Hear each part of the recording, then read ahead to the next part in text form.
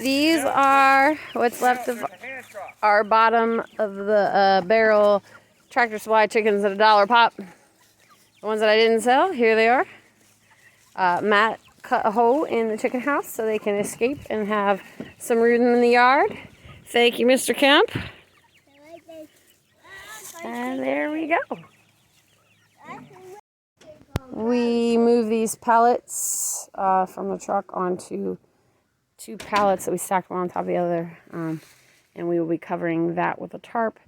The pellets are around $6 something a bag. I forget how much, but I got the inside scoop from the owner of the company. He said they are going up exponentially to over $8 a bag because the local place that supplies this area burned down. So they're having to ship a lot farther. So once he gets rid of his pallets that he has left, they're going to be going up a lot. So we tried to stock up. So this is a little bit of genius that I had. This was our old refrigerator that we had to replace because it was no longer keeping things cold. And I decided to turn it into a feed bin to protect it from rats. So we're trying to get ahead on the feed because from what I can tell, grain prices are going to be going up a lot. The harvest wasn't very good, and between that and the Ukraine disaster, and most of the world suffered from losses as far as their grain harvest goes. So I have chicken feed, 2 bags ahead, and then a bag of millet that I bought for $9 or $8 a bag from a local guy. And I've been cutting the chicken feed with the millet to cut down costs. And so I'm going to keep filling this with chicken feed, about a bag a week, babe. And that's how you try to keep prices down as much as you can. Or costs, not prices. I'm not in charge of prices. I'm just in charge of what I spend. And that's what else we did today around the farm. I highly recommend this. It'll keep it nice and safe from mice and rats and everything else. And if you have a farm, you know that mice and rats are a real thing. And especially if you've got grain. So there you go. It is almost 10:30 tonight. After kids and I stacked up the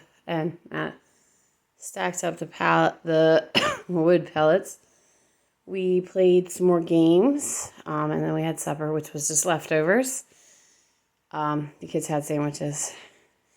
I think Matt didn't have anything because he was full from snacking.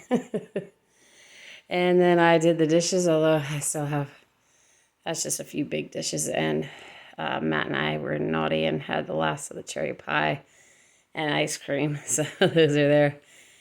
And then I swept and mopped the floor and in the kitchen and in the, this is our laundry room.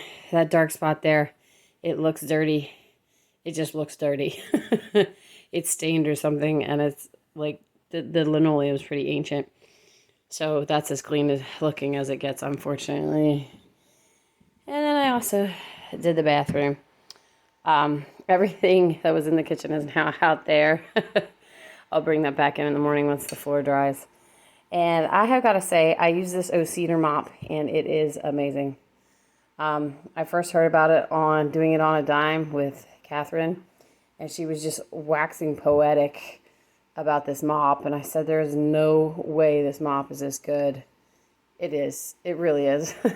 My mother-in-law bought it when she moved in, and wow, where has it been all my life? Catherine, you were so right. I'm going to leave a link to this. If you've been on the fence for getting one, I'm going to leave a link to it in my description box.